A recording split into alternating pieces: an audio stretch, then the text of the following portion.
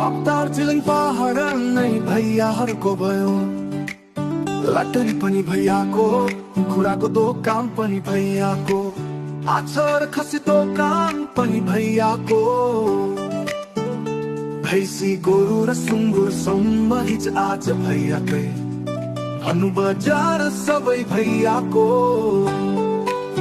Homestay पनि भैयाको, मोमो दोकान पनि भैयाको।